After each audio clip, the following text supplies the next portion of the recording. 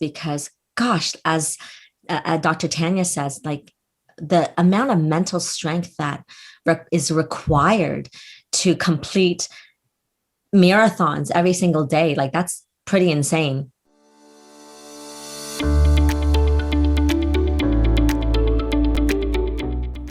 Welcome back to another episode of Embrace You First. And today we have Michelle Kakade, who is going to just knock you off your feet, inspire you.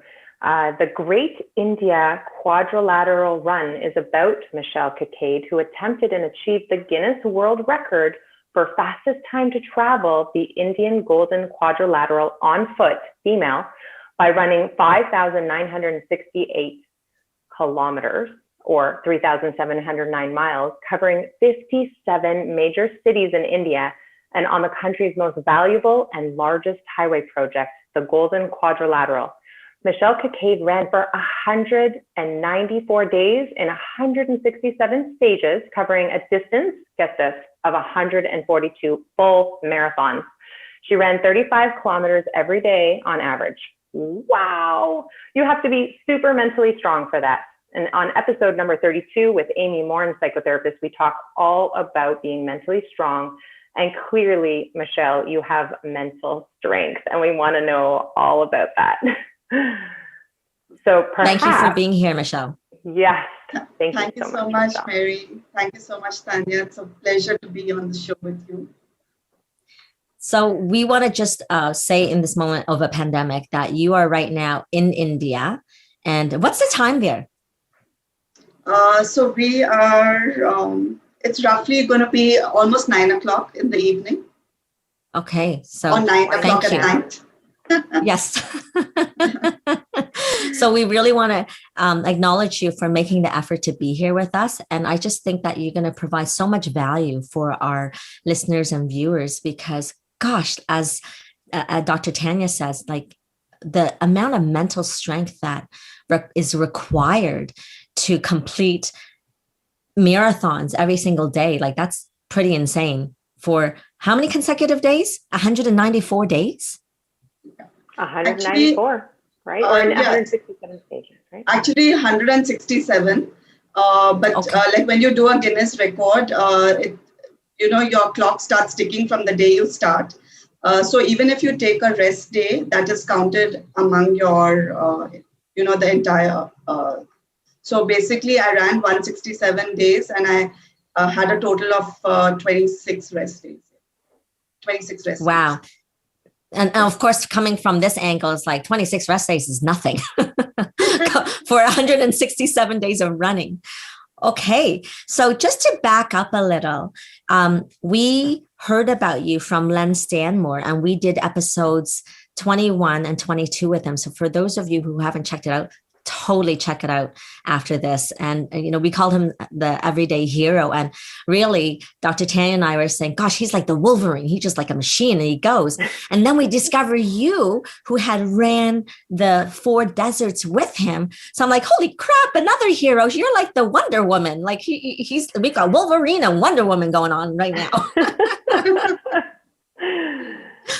So, interrupt here and say, Len has been like a mentor for me. And I don't know, like he's like my role model. I just like, I really look up to him and I'm really, really inspired by all, that he's achieved. And in fact, during the 4 deserts, I met him during the first, run that I did was the Atacama Desert. That's where I was introduced to Len because we were in the same tent. And subsequently, after we completed the Atacama Desert, this was in 2011.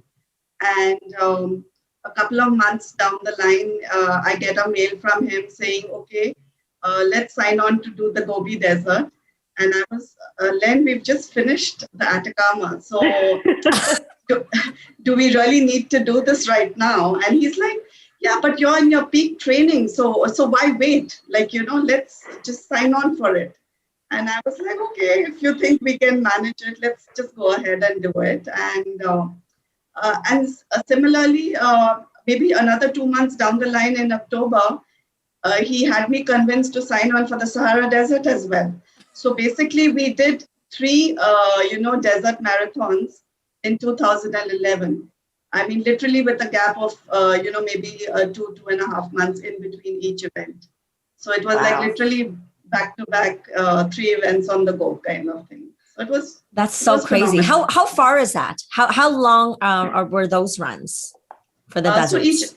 So each of the runs were a distance of 250 kilometers, which was divided into 6 stages. So each day you would cover probably the first day they would take you in slow, like you'd probably do maybe a 30 kilometer, and as the days progressed, the distances would increase. And in fact, the last stage would be the one where you would be covering maybe a distance of,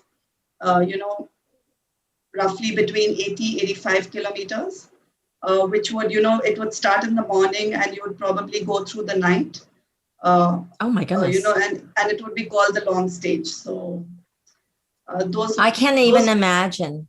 Yeah. I cannot even imagine the actual the temperature, the environment that you're running in. Like, there's one thing about the distance, but then the actual conditions that you're running in, I cannot even imagine. And what is so cool about you is that you were literally the first female ultramarathoner to begin with, and then adding on to it other world records, right? So like, hats off to you. And before we went on air, we asked you, do you consider yourself a runner? And we just want to hear you tell the world what you think of yourself as a runner.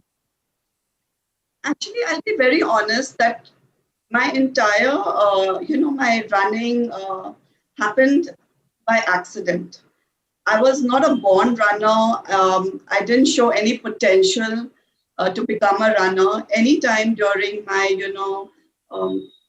during the age when, normally people, get into sporting activities. Like if I go back to my days back in school or through my university time, I was a very active person, but never a runner. And I actually started running post the age of 35. I'm 52 right now. And all my the records which I created were post the age of 42 actually. So between 42 and maybe 47 is where I had the bulk of my, I completed the bulk of my run. A lot of my running happened during those years, I should say. Yeah. So, that's so amazing. Yeah. So actually, I took part in an event, which again was something which I had no intention of actually participating in it. But in India, we just passed, last month. We celebrate our Republic Day on the 26th of January. And there was this, I'm a member of the city where I stay, Pune.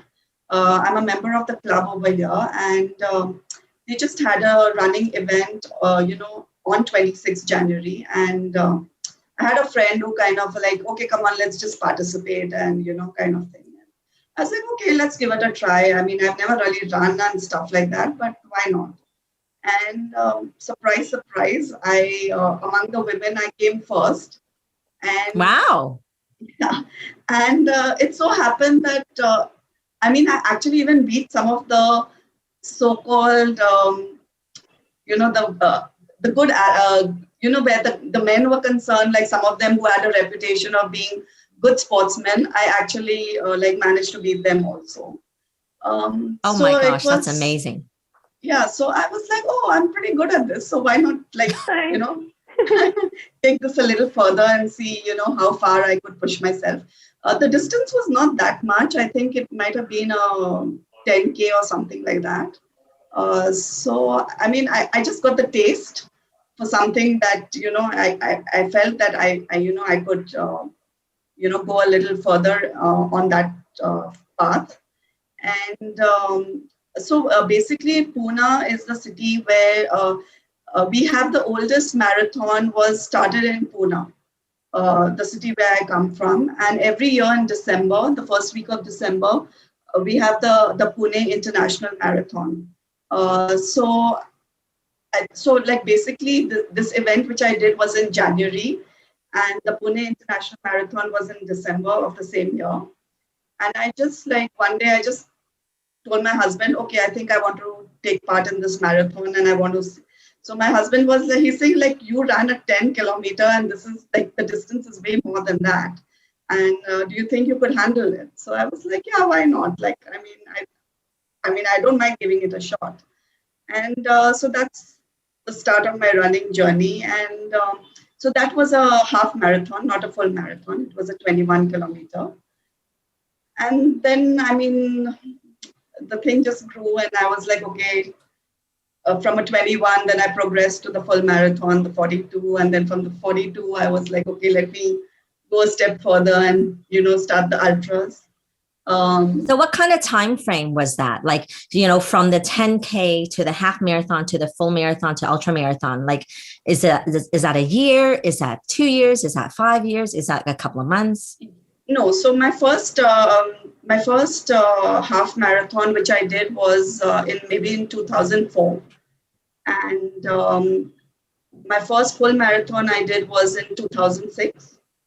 Okay. And then my first ultra marathon, which I did, was in 2010. So Okay, yeah, so maybe so that was the progression. Maybe two years and then 4 years between the full marathon and the ultras. So thank you for speaking to this. I mean, you consider yourself an average human, and here you have accomplished a dream that most people could never make a reality, and yet you do that. So, you know, we would love to hear about what made you want to be the first female in India to run the ultra marathon. Was it just a personal goal, or was there a vision for something else for you? Okay, so basically, it was also, I didn't really set out to being the first woman ultramarathoner from India. It was like I kind of like to get out of my comfort zone and push the envelope with regards to many aspects of my life. Like I always like to, feel that I'm doing something different. I don't like to be typecast. I don't like to continuously do the same, sort of stuff for any length of time. So I like to keep reinventing myself. And I feel this was kind of a reinvention of myself. And so the actual defining factor for me was that it's kind of sad because I lost a very, he was a family member as well as a very close friend. And, we were kind of sitting together at the club over a couple of drinks, and he got up to leave and go home.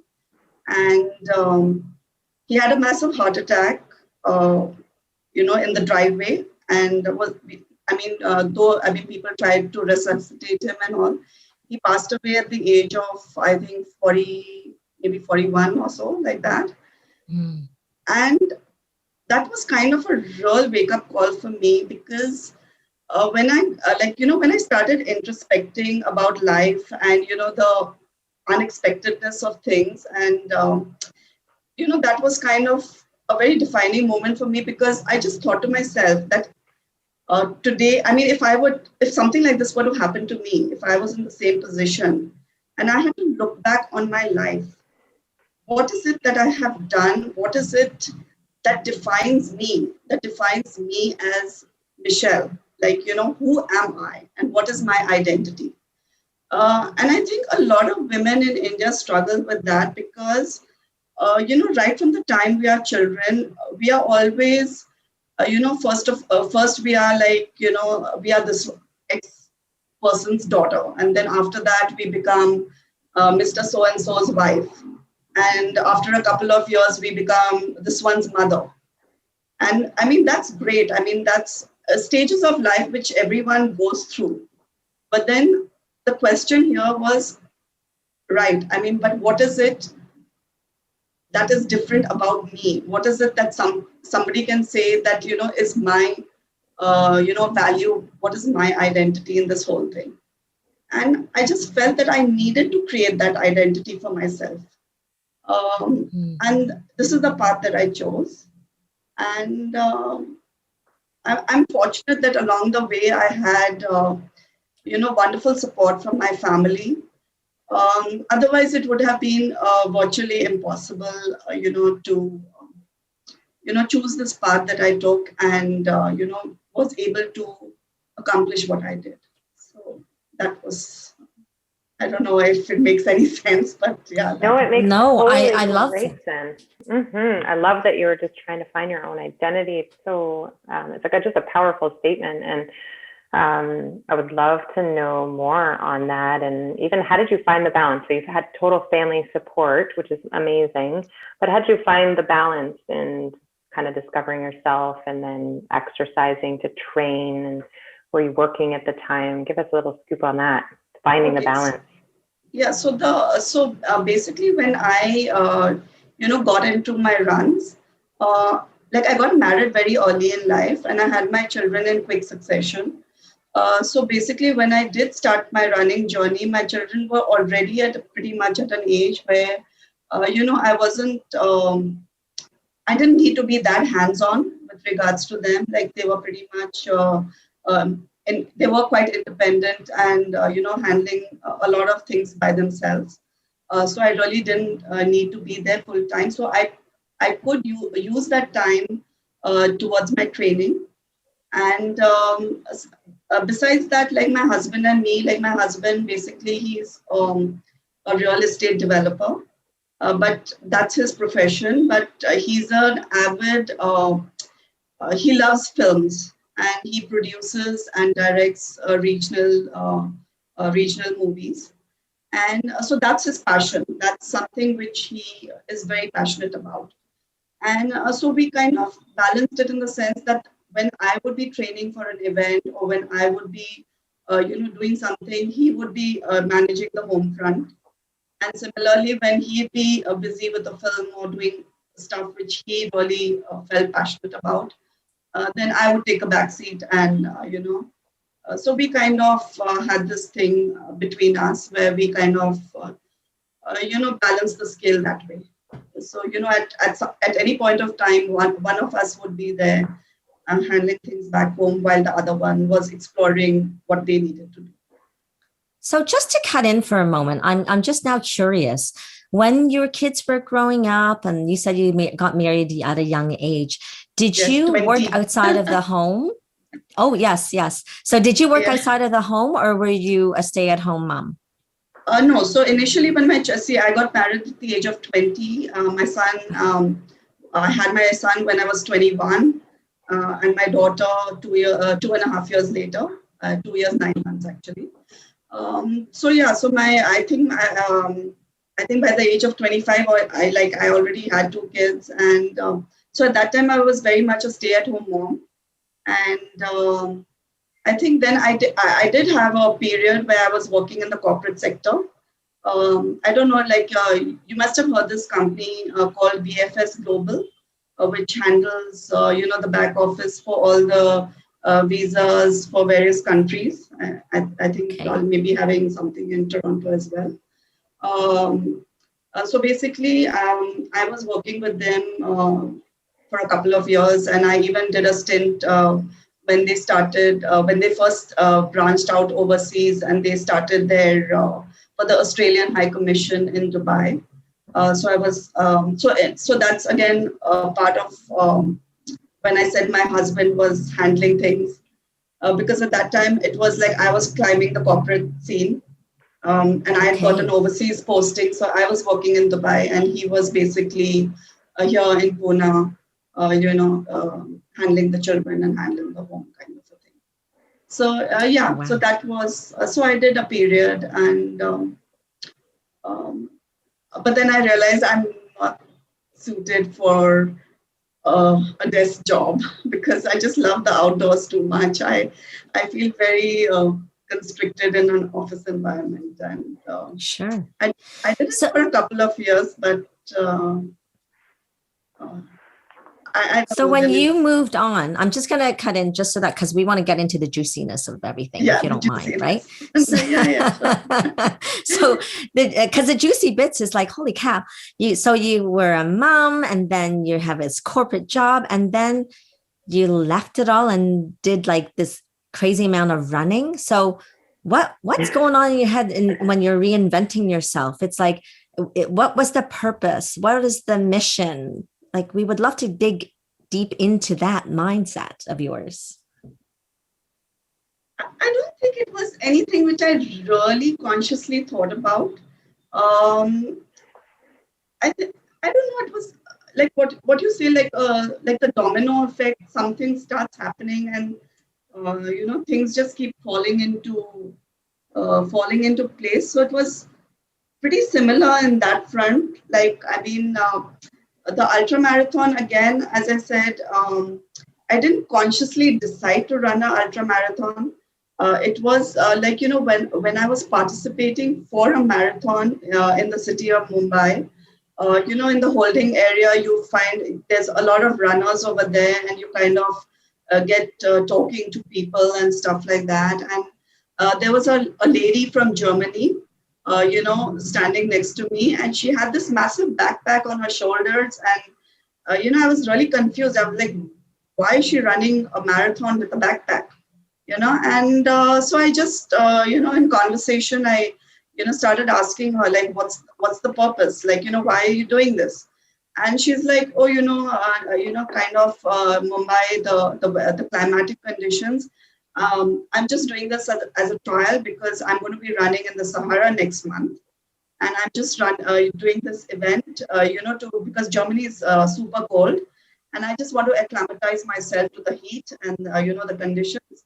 So I'm just doing this as a trial, as a practice. And then she mentioned to me about the Marathon des Sables, which is, again, a run through the Sahara Desert, but not from Egypt. It's through Morocco. So that's one of the oldest ultra marathons in the world, the Marathon des Sables. Yeah. So it just sounded phenomenally. And then she explained to me this whole thing where you're going to be just out in the middle of nowhere, and you have to carry all your, essentially everything that you need to survive for those 6 days while you're out at the desert. And the only provision that the race organizers give you is water. And that is also rationed. Wow. You just don't have, a liberal supply of water. You just get a fixed amount, depending on the stage that you're doing. And I was just, absolutely floored by the concept. And, then when I came back home, I just went online and I started, searching for this particular event. And, okay, so this is a bit of a juicy a tidbit, I should say. So in 2010, the year that I ran the Marathon des Sables, was the year where they were celebrating their 25th anniversary of their run, of this particular event. And there was this huge media coverage that Madonna was expected to run the event. Okay, and and at that time, I think Madonna was touching 52, and I was 42. So I was like, okay, if Madonna can consider running an event like this, then why can't I? So I was like, okay, of course, Madonna didn't run the event, but then it was Michelle signing on for the event and, going across. And in this particular case, I really say ignorance is bliss. Because it just sounds very romantic and glorified. Oh, you're running in the desert, and it's just this perception that you have that it's going to be this great experience. And it was actually, because this particular event that I did, it's basically it's like Morocco was a French colony at some point in history, and so this event is basically organized by the Ministry of Tourism of Morocco and an organization from France. And so it's this huge production. Like, there are over 1,000 runners participating. So it's like this literal, we had chartered flights, because all runners from all over the globe collect in Paris. And then from Paris, they have these chartered flights. So you have about three or four plane loads of runners, Wow. flying into a town called Ouarzazate, which is the desert. And then from there, they have these convoy of buses with, helicopters flying overhead, which kind of take you to the middle of the desert somewhere or the other. And that's the start point where, then you start your run from there. And so the first day, I mean, there's a lot of enthusiasm and, people are meeting and there's, this whole thing happening and, you're very excited about the whole stuff. And then, of course, people start talking about their experiences and, what to expect. And, it's kind of unnerving because, I mean, I had never done something like this. So, and I started hearing of people who had done an Ironman and, this and that. And I was like, oh, I've just done a 42K and and here I'm planning to run 250 kilometers across a desert. So Michelle then, so what was the hardest part about running across the desert for you? Were there any moments that you said, I'm going to give up? Oh yeah, plenty of them. In fact, the first day itself, it was at the start line. They had the song, it's a very popular song called Highway to Hell. And yeah. We know that, yes. So it's like that. It's like you're running down the highway to hell. Okay. So they had that playing at the start point of day one. And I'm like, is that kind of an omen? Am I, is that what I'm supposed to expect? And it kind of was. Because see, from as I said, from India, I was one of the first, I am the first female ultramarathoner.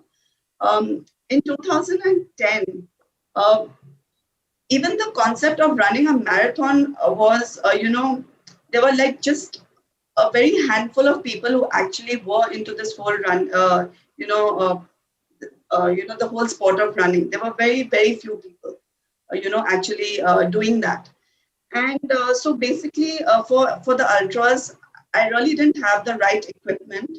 And definitely for running in the desert, when I reached, I realized my equipment was, because there was nowhere over here where I could purchase stuff, which I would actually require to run in the desert. We needed gaiters, we needed a whole lot of stuff. We had a checklist according to which we needed to get our supplies. And a lot of the stuff that I picked up was wrong. It was absolutely unsuited for those conditions. Oh, no. Which I realized once I was there. Yeah. So it was a horrible experience. But as I said, ignorance is bliss. If I knew what I was getting into, I don't know, probably I would have run. Well, but how did you persevere then? How did you not quit? What was it that had you keep going? Ego. Okay, I love that.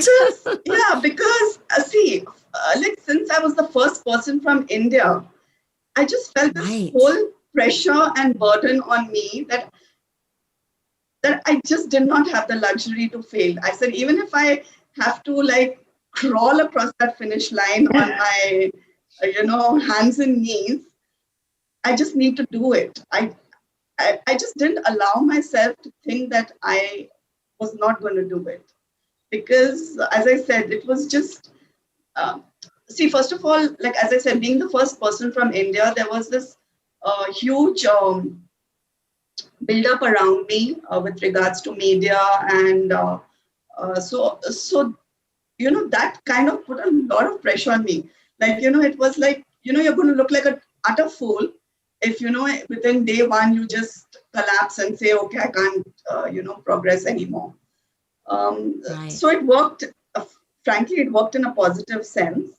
But I remember at the finish line, I had, a person from the media coming and asking me, so when do you plan to do this run again? And you should have seen my reaction. I was like, do you think I am crazy? Would I ever put myself through? Apparently, yes. Yes, 6 months down the line, I was signing Wow. on for my next event. That's insane. And was the second So, experience different? Like, what was the difference? Did you find that, like, you knew what you were getting into? So yes, so now actually not really, because see the kind of like when I did the four deserts, like the Atacama is very different from the Gobi. The Gobi is very different from the Sahara. Sahara is very different from Antarctica. Um, and you can never predict climatic conditions. right. Like when we were in the Gobi, like one would never assume that you would have, torrential rain for a continuous 24 hours, where visibility is like down to zero. That even the race organizers needed to shorten the course length because obviously they didn't want runners to be out in those conditions with every probability of somebody getting lost or something going amiss. And so when you're in the rain, like the temperatures were like, I wouldn't say freezing, but like really chill. The chill factor was very, very high. And then the next day we were in the sand dunes where temperatures were over 52 degrees plus. So that that just gives your body such a beating because you've not had the time to kind of acclimatize yourself to those extreme weather conditions. So it's very, very unpredictable. There's no recipe that guarantees that you're going to make it across that finish line. In fact, the first run that I did, the Marathon des Sables, like as Len might have mentioned to you, like you have what they call the elite runners who always secure first, second, third ranking, and then you have people like us who our sole goal is to make it across that finish line. That's our goal. Like we don't we never visualize that we're going to be ranking among the first 10, top 10 or top 20 or whatever. But that's why you are the hero. In our opinion, it's like, I mean, well, don't you think, Tanya? Like, I mean, Absolutely. just to persevere these only, kinds of craziness.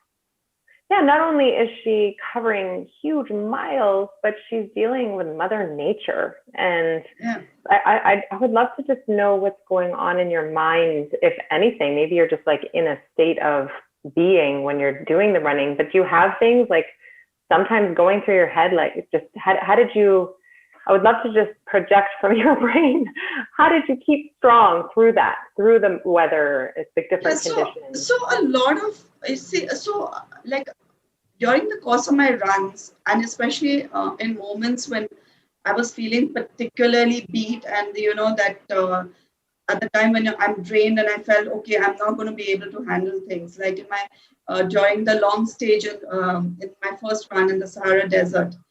So you'd have what you'd say cutoff times.